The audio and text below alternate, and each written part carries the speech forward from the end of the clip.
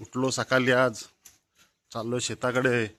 फेरफटका मारला माझ्यासोबत आमचा देवांश आहे.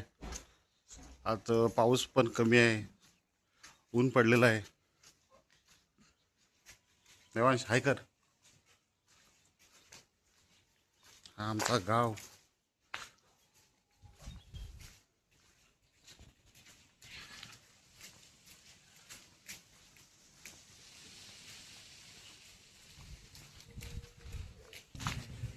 आमच्या नाना मामा यांचा घर. सगळीकडे फार्म हाऊस झालेले आहेत. मागे राहिलेलं आहे आमचा गाव.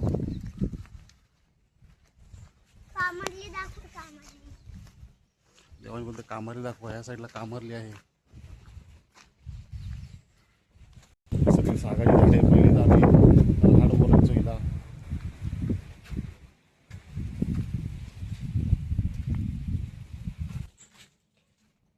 देवांश धावतोय, कुत्र्यांना हुसकवतोय. जे इथले राखणदार आहेत.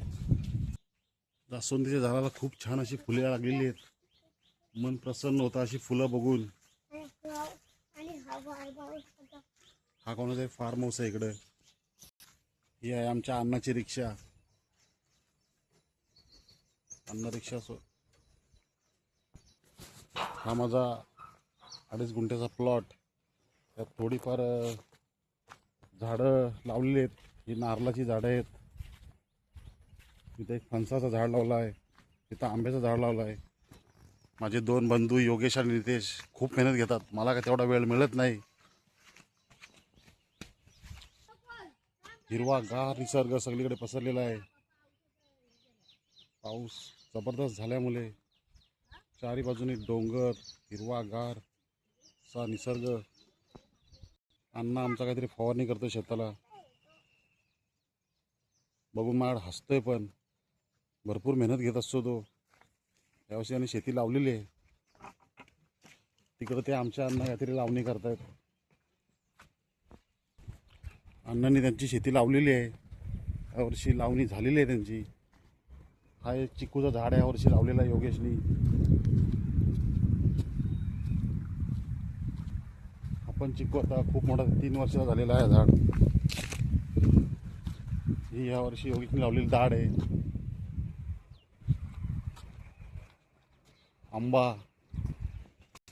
आंब्याची झाडं आहेत. हा इथं लिंबाचं झाड लावलेलं आहे. आमची झाड. हा नारळीचं झाड. इथं ही बोरिंग मारलेली आहे, पण अजून त्याला मोटर बसवलेलं नाही आहे. ही आमची संपूर्ण शेती. हिरवा निसर्ग चारी बाजूने पसरलेला आहे. भरपूर अशी आंब्याची झाडं सुद्धा आहेत आमची. जास्त कोणा साफसफाईकडे लक्ष देता येत नाही. खूप गवत झालेलं आहे. पावसाने पण आता थोडा काळोख केलेला आहे. सकाळी निघालो घरातनं तेव्हा ऊन पडलेलं होतं, पण आता मात्र पावसाचे ढग जमा झालेले दिसत आहेत. शेतात लावणी करतात. अण्णा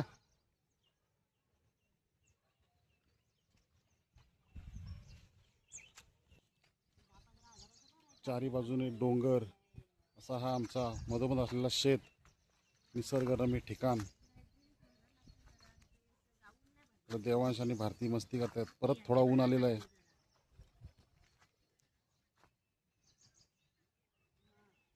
देवांश बोलते छोटी खेकडं पाहिजेत. मस्तीखोर असा आमचा हा देवांश शेतावर माझ्यासोबत आलाय सकाळ सकाळ. व्हिडिओ आवडल्यास नक्की लाईक, शेअर, सबस्क्राईब करा. धन्यवाद.